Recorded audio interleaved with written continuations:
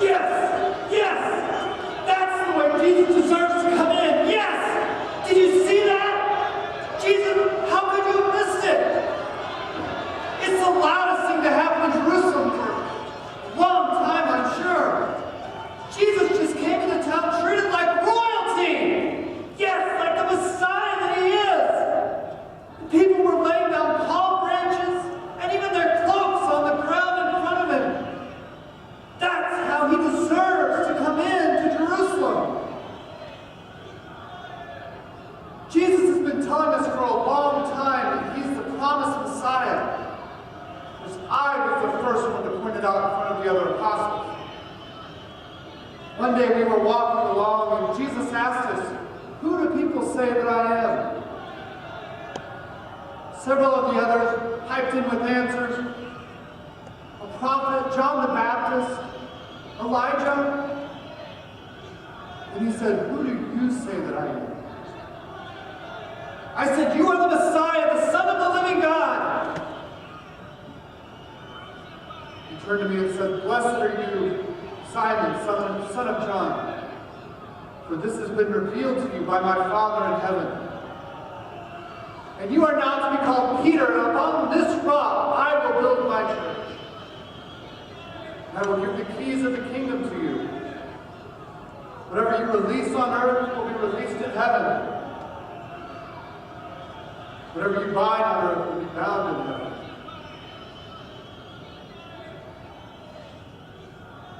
As we continue walking, Jesus said that he had to go to Jerusalem to be killed. And on the third day, he would rise again. Now, I knew, especially since he had just confirmed that he was the Messiah, that he was speaking figuratively. But it was still a morale drop for the others, so I took him aside and said, "This will never happen.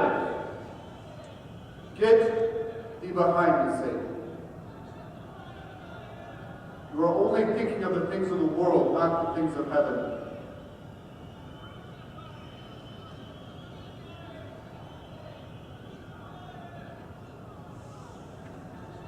I didn't think much more about it. About a week later, Jesus took me and James and John up onto a high mountain with him alone. While we were up there, suddenly, his face began to shine. It was like looking into the sun. Then just as suddenly, he was talking with Moses and Elijah. This cloud came down around us. And a voice out of the cloud said, "This is my son whom I love. Listen to him." The three of us fell down on our faces in fear.